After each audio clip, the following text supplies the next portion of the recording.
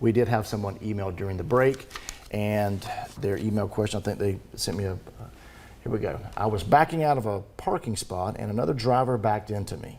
The report claims I was at fault. I don't see how. Obviously the guy was going too fast in reverse. What should I do? Trey.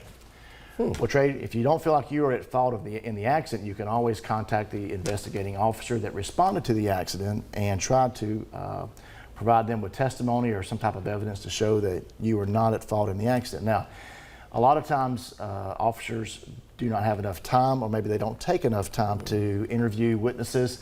So if you have another witness that was there that could actually prove that you were not at fault, or maybe you had maybe the parking lot camera at the parking lot could give you some evidence.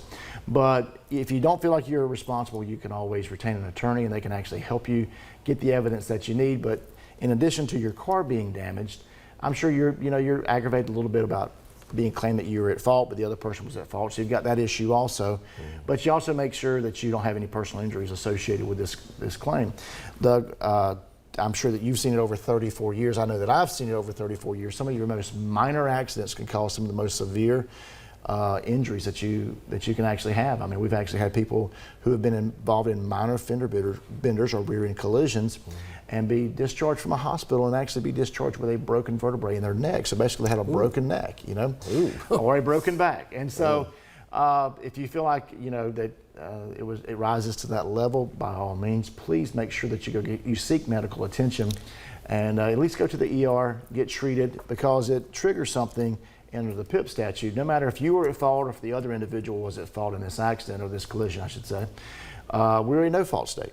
And that is one of the confusing, good, bad things about PIP insurance is that no matter who's at fault in an accident, you're entitled to $10,000 worth of personal injury protection benefits.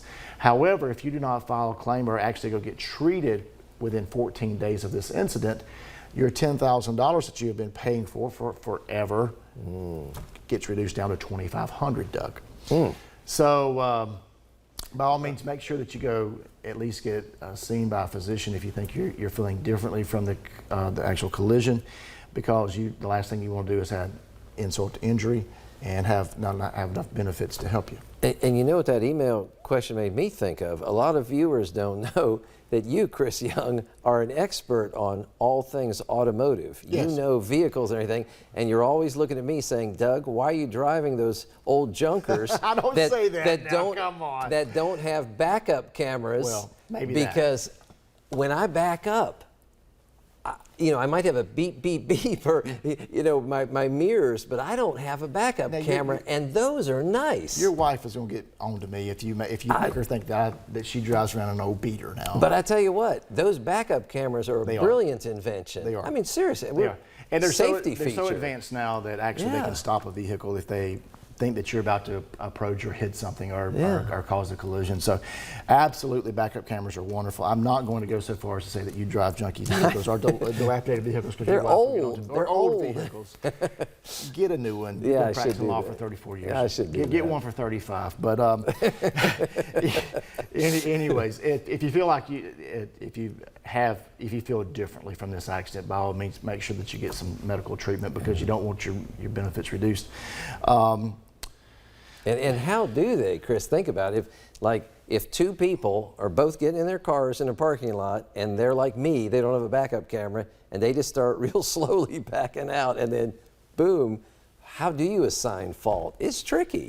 Well, it's in not a situation easy. like that, you don't actually have to assign fault. Yeah. But if you were the person that was found to be at fault and you don't think so, that's where it gets a little insulting for you. And I'm sure that you want your car fixed, but at the same time, you don't want to not know your rights and assume that you have protection, and then maybe 3 weeks later or 4 weeks later, you're feeling a little sore in your back, or you're feeling a little sore in your neck, and you go you go see a chiropractor or some type of primary care physician, or at least even the emergency room, and you let them know that you're involved in an accident. You're not going to have the benefits that you would normally have been entitled to, and that was something that they slipped into the law a few years ago, trying to reduce the claims that were being filed, even though you have a contract of insurance, and that contract says, hey, you got $10,000 and you're going to pay this premium based on $10,000 worth of insurance, but when you need it, you're only going to have 2,500.